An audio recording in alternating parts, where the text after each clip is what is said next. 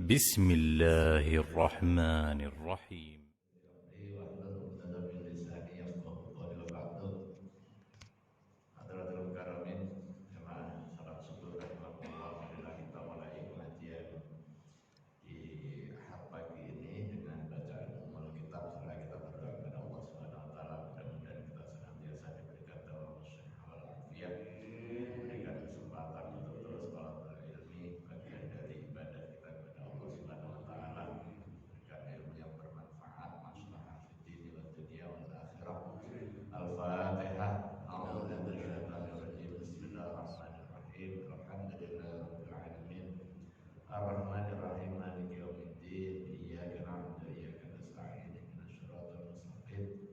Shiratal ladzina an'amta 'alaihim ghairil maghdubi 'alaihim waladdallin. Amin. Hadirin rahimakumullah, kita lanjutkan pelajaran terakhir kita mengenai syarat menghadap kiblat. Itu bagian dari syarat sahnya sholat, akan tetapi ada pengecualian. Boleh sholat nggak ngadep kiblat dalam kondisi dua hal. Yang pertama, fi syiddatil khauf, dalam kondisi takut, kondisi perang. Nah, penjelasan mengenai sholat dalam kondisi perang ini menjelaskan kepada kita sebenarnya yang pertama, dalam situasi dan kondisi apapun sholat tidak gugur kewajiban, termasuk dalam kondisi perang sekalipun tetap diwajibkan sholat dan tetap dianjurkan jamaah. Artinya jamaah itu bagian dari hal yang sangat didorong, dianjurkan dan juga disunahkan. Hatta di dalam peperangan pun masih diwajibkan sholat dan dianjurkan dengan cara berjamaah. Tapi model jamaahnya itu bersifat khusus tata caranya. Nah, jenis yang kedua, boleh nggak menghadap kiblat itu adalah nafilah fis safari ala rahilah. Salat sunnah di perjalanan di atas kendaraan. Di atas kendaraan bisa di atas kuda, di atas mobil, di atas sepeda motor misalnya. Kita buru-buru, yang biasanya kita sholat duha, kemudian kita kesiangan, takut terlambat ke kantor, kita mandi, pakai pakaian, langsung berangkat naik sepeda motor. Kita sholat duha di atas motor, boleh nggak? Boleh. Nah, ini fleksibilitas hukum Islam. Nah, yusolli ala dhahri rahilatihi haitsu tawajjahat bihi. Tetapi disarankan pelaksanaannya pada saat awal memulainya menghadap kiblat. Kemudian setelah itu belok kanan belok kiri, belum rampung sholatnya. Seperti kita pas naik mobil, naik busway, naik kereta, itu dimungkinkan. Nah, sekarang kita membahas mengenai rukun-rukun sholat. Faslun wa arkanus sholati tsamaniyata asyara ruknan. Ini sebagai pengetahuan kita ya. Pasti kita sudah menjalankannya. Akan tetapi ilmu yang bersifat terapan itu perlu terus diulang-ulang. Jadi ada kalanya kita lalai, kemudian kita mengingat kembali. Kita tahu kepentingannya menguatkan, kita nggak tahu sebagai sarana untuk memperoleh pengetahuan. Jadi 3 manfaat belajar. Makanya kesiapan kita untuk menjalankan aktivitas ibadah sesuai dengan syarat dan rukunnya itu terus dicas dan juga diperbarui, karena pengetahuan, akal dan hati kita itu bisa berbolak-balik. Kalau pas ngaji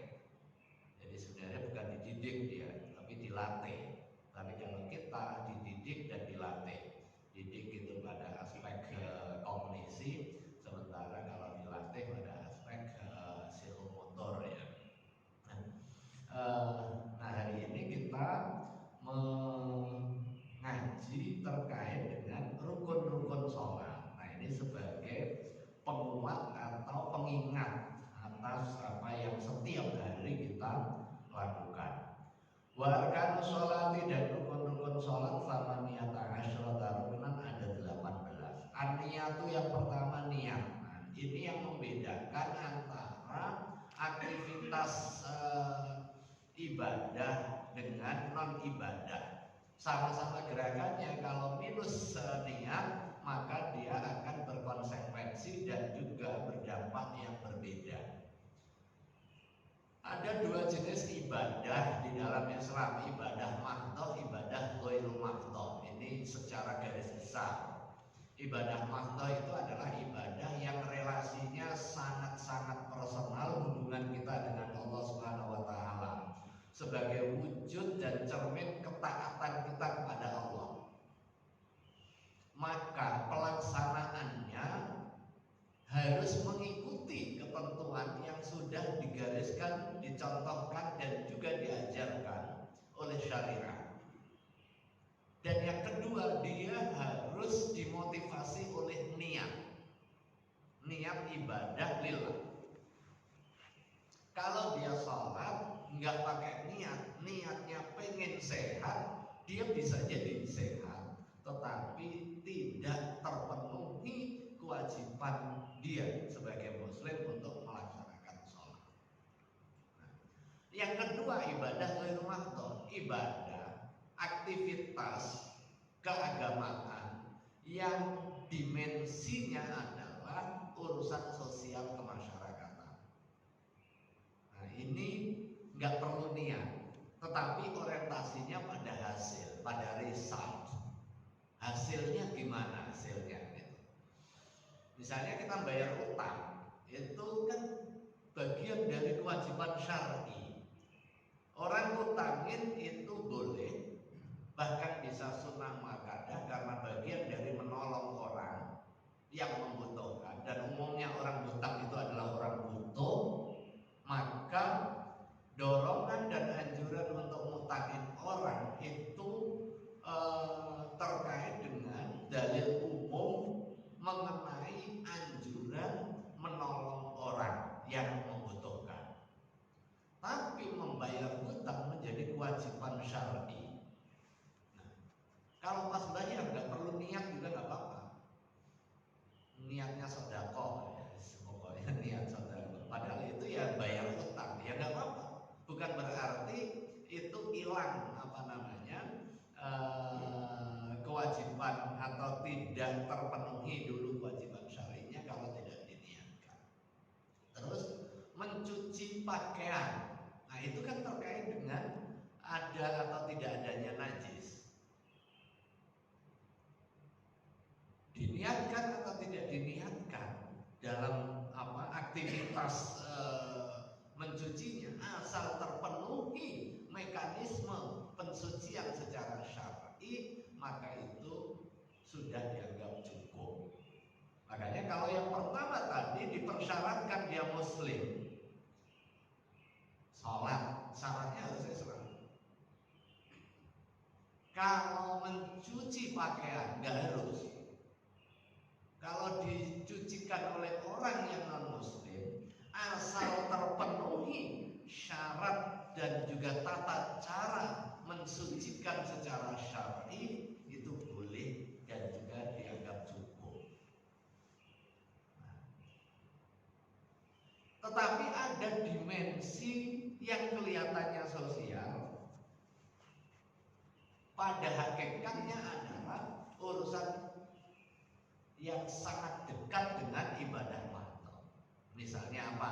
Soal perkawinan. Perkawinan itu kan pada hakikatnya ada hubungan sosial antar satu dengan yang lain, antara calon mempelai laki-laki dengan calon mempelai perempuan, terkait dengan kebolehan hubungan suami istri dan juga hak serta kewajiban di dalam muasyarah zaujiyah. Tetapi karena dimensi agamanya sangat tinggi, maka dia masuk kelompok ibadah secara umum. Aturan-aturannya bersifat rinci dan dia harus diniatkan. Makanya ada syarat rukun yang sangat ketat. Demikian juga misalnya soal sembelihan. Nah, itu kan urusan konsumsi, urusan makan. Tetapi karena di situ ada dimensi ibadah, hubungan dengan Allah Subhanahu wa taala, al-dzabah itu lillah. Begitu ada proses penyembelihan, tidak karena Allah, tapi karena si fulan atau karena mbah siapa ini nyembelih untuk mbah siapa lah pokoknya, untuk kepentingan Nyi Roro Kidul, untuk kepentingan apa, maka sekalipun proses sembelihnya benar, dia tidak halal hukumnya, sehingga tidak boleh dikonsumsi. Apalagi proses penyembelihannya tidak sesuai dengan ketentuan syar'i. Ibadah sholat bagian dari ibadah mahdoh yang dipersyaratkan adanya niat. Niat itu adalah dafe, motivasi di dalam diri kita. Motivasinya apa? Motivasinya adalah ibadah lillah. Motivasinya adalah ibadah lillah. Rukun yang pertama adalah niat. Qad alimta anna sholata syar'iyyatan tashtamilu ala arkanin wa ab'adin wa hayat. Engkau sudah mengetahui bahwa sholat secara syar'i itu meliputi ada rukun, ada sunnah ab'ad, ada sunnah hayat. Faminal arkan, salah satu di antara rukun sholat an-niyah, niat. Li'annaha wajibatun fi ba'di sholat, yakni zikra, karena li'annaha wajibah, karena di aktivitas sholat itu sebagai sebuah kewajiban. Fakanat ruknan katakbirah wa ruku' wa ghairima wa minhum man addaha syartan. Niat ada yang mengkualifikasi sebagai rukun, tetapi ada yang mengkualifikasi sebagai syarat. Nah, apa bedanya rukun dan syarat? Dua-duanya tetap wajib, karena syaratnya ini pun juga syarat wajib. Kalau syarat, dia sebelum melakukan perbuatan. Kalau sholat berarti dia sebelum pelaksanaan sholat. Kalau ulama yang menyatakan niat itu rukun, maka dia menyertai aktivitas sholat. Makanya niatnya pada saat awal kita takbiratul ihram, karena niat itu bagian dari rukun sholat. Jadi pada saat Allahu Akbar itu aktivitas sholat berikutnya yang bagian dari rukun. Nah, niat karena posisinya ada di hati, maka pada saat aktivitas fisik itulah niat muncul. Jadi nanti dibedakan antara azam dengan niat. Kita berangkat dari rumah menuju masjid, otomatis orang tahu, dan secara umum kita juga memahami bahwa kita menuju ke masjid itu mau sholat, ya kan, niatnya sholat. Tapi itu nggak dihitung sebagai niat. Karena apa? Karena belum muqtarinan bil fi'li. Itu namanya azam. Nah, niatnya kapan mulai dihitung? Di dalam pengertian rukun sholat ini pada saat kita takbiratul ihram. Usulinya itu mengawali, itu bagian dari talaffuz bin niyah, melafalkan niat sebagai bagian dari upaya menuntun hati yang bertugas untuk niat di dalam pengertian rukun sholat tadi. Yang berikutnya, wa minhum man addaha syartan. Qala al-Ghazali hiya bi syarti asbah wa wajhuhu annahu yu'tabaru dawamuha hukman ila akhir shalah fa asbahatil wudu wal istiqbal wa huwa qawiyyun. Menurut Imam Al-Ghazali ini lebih dekat kepada syarat daripada rukun. Karena apa?